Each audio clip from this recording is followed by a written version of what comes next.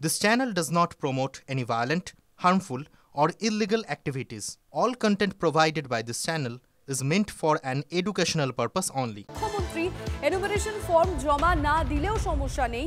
Enumeration form জমা না দিলেও ভোটার তালিকায় নাম নথিভুক্ত হয়ে যাবে। এই বিষয়ে কি তথ্য জানা যাচ্ছে, নির্বাচন কমিশনের কি নিয়ম, সমস্ত কিছু জানবো। শ্রাবন্তী সাহা রয়েছেন। শ্রাবন্তী, এবার একটা বিতর্ক তৈরি হয়েছে যে মুখ্যমন্ত্রী তিনি কি সত্যি ফর্ম জমা না দিলে কি হবে, এই নিয়ে কতদিন ধরেই কথা হচ্ছে। কিন্তু মার্ক ভোটার হিসেবে এরা চিহ্নিত।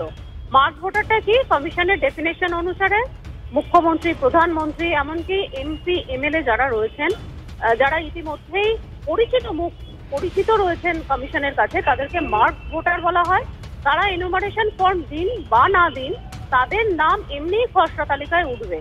এক্ষেত্রে মুখ্যমন্ত্রী চাইলে তার যে ফর্ম, এনুমারেশন ফর্ম, সেটা তিনি নাও জমা করতে পারেন, নাও পূরণ করতে পারেন।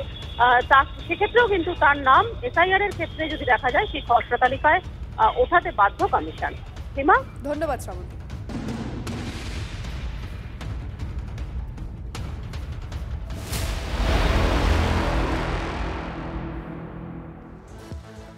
মুদিখানা দোকানের সামনে টেবিল পেতে বসে ফর্ম বিলি বিএলও, সঙ্গে বসে তৃণমূল কর্মী।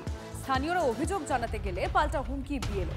হরিশ্চন্দ্রপুর 1 ব্লকের বড়ুই গ্রাম পঞ্চায়েতের 536 নম্বর বুথের ঘটনার ভিডিও প্রকাশ্যে এসেছে। সরকারি নির্দেশ মেনে বাড়ি বাড়ি না গিয়ে এক জায়গায় বসে ফর্ম বিলি কেন? গ্রামবাসীরা প্রশ্ন করলে বিএলওর সঙ্গে বচসা। তুমিও কাজ করতে পারো, গ্রামের লোক বাড়িতে বসে থাকো, তোমার যদি ফর্ম না পৌঁছায় তোমার বাড়িতে, তুমি তাহলে তখন আমাকে কমপ্লেন করবা। আমি আমার কথা বলছি না তো, ভিডিওকে করবা, এসডিও কে করবা, ডিএম কে করবা, মিনিস্টার কে করবা, যাকে পারবা করবা। তুমি যদি ফর্ম না পাও তখন আমাকে বলবা। আমি আমার কথা বলছি না, কারো কথা যারই কথা তুমি বলতে, আমি সিস্টেমটার কথা বলছি। তুমি যেই সিস্টেমেরই কথা বলছো না, ওটাই বলছি। আমি সিস্টেমটা কে পেলো না পেলো আমি ওটার কথা জিজ্ঞেস করছি না। ফর্ম আমি সবাইকে পৌঁছে দিব, ঠিক আছে? এবার আমি রাস্তায় দিই, কেউ তো রাস্তায় নিতে পারে আমার কাছ থেকে ফর্ম।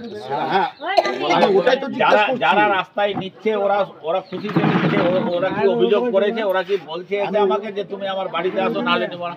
এখানে যদি আমি ফাঁকা পেতাম আমাকে বাড়ি যেতে যেতে হতো। তোমাকে যদি আমি এখানে না পাই তোমার বাড়িতে যাবো। আমাকে তো সরকারের নির্দেশটা পালন করতে হচ্ছে না।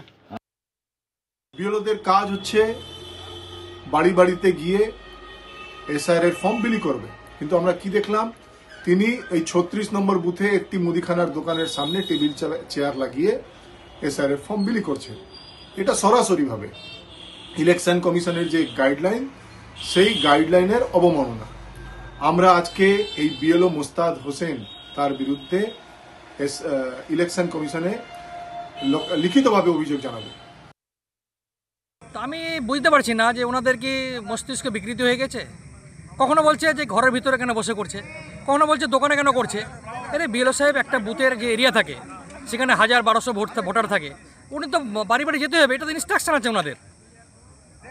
আর বিজেপির না কোনো কর্মী, না কোনো লোক, খালি বসে ওই 4 জন আছে একটা বিধানসভাতে বসে ভাষণবাজি করার জন্য, ভুলবার যত পারছে টিএমসি বদনাম।